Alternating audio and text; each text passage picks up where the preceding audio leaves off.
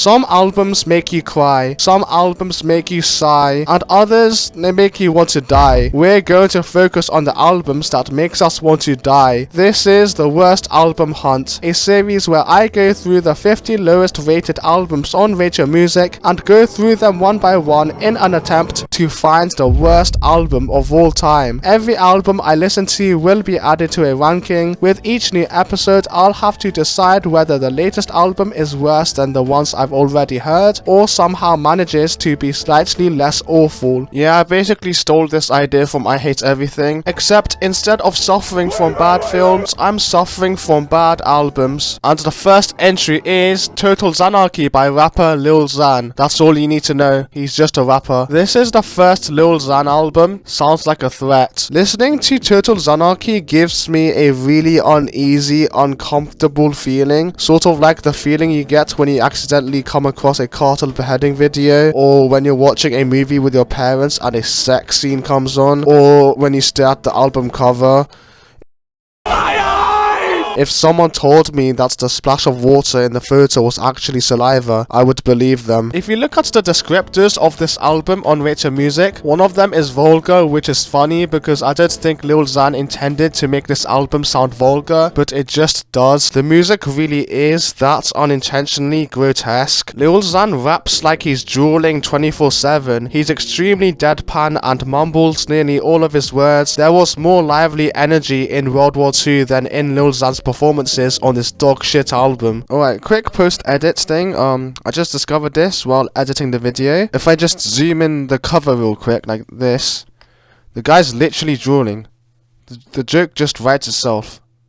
That is disgusting. And it's not that having a deadpan vocal style is inherently bad. It can actually work to your benefit when used effectively, like with 21 Savage. His voice complements the eerie, low-key production he raps over, and his cold-blooded, threatening lyrics. Not to mention that his flows are fantastic much of the time anyway. 21 Savage's deadpan delivery adds to his uncaring, ruthless persona. On the other hand, Lil Xan's deadpan delivery just makes him sound stupid. I feel like he was the type of kid in school who, when the teacher asked him a question, he would just stare into space and not say a single word. He's basically that Patrick Star meme where he's drooling out of his mouth. I mean, just look at this photo of him.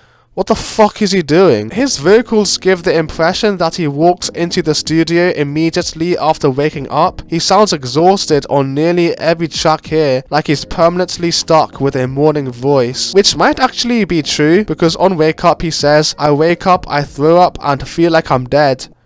We know.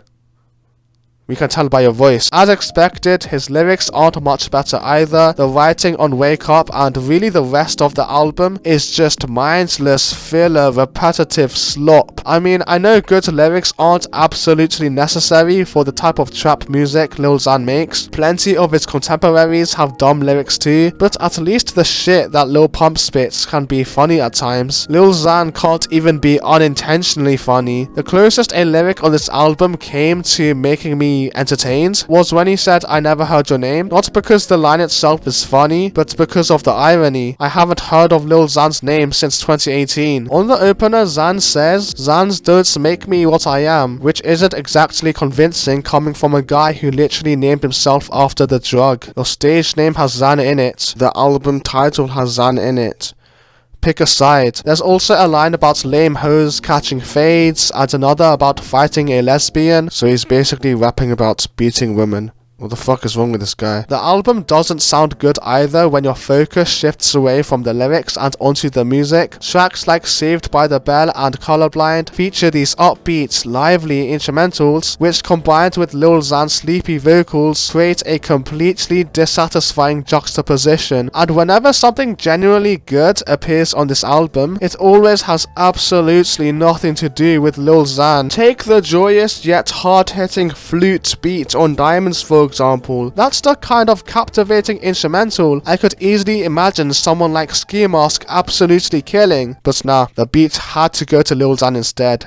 Fuck you. Unsurprisingly, he completely wastes this amazing beat, laying down lyrics so repetitive that they make Lil Pump's D-Rose sound lyrically versatile by comparison. On top of that, he sounds like a mix between an off-brand Carti and an off-brand Uzi throughout the track. The guest features try their best to inject some life into this thing, but adding good features to this album is like trying to put out a house fire using your spit. Race Remit may be the best feature on the album. They bring such a lively, joyous energy to Shine Hard that hearing Swaley for the first time after 7 straight tracks of Lil Xan genuinely feels refreshing. It gives me immense amounts of serotonin.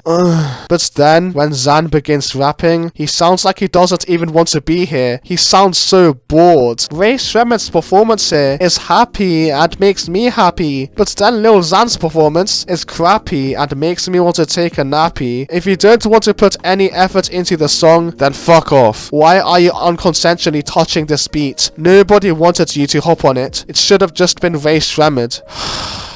I don't really have much more to say. Total Xanarchy is essentially what trap music sounds like to old heads. Really, the closest Lil Xan gets to sounding average on this album is on Betrayed, where the lullaby chill beat actually fits his sleepy voice. But even then, if someone played this song around me, I'll still be pissed. I don't want to talk about the album anymore. It feels like my brain shrinks the longer I talk about it. Well, that's the first entry in the ranking. Since this is episode 1, I of course don't have anything else to compare Total Xanarchy against, so for now it sits as number 1. Let's just hope it stays there, because the idea of finding an album even worse than this is genuinely terrifying. I guess we'll find out in the next episode. Oh, fuck's sake.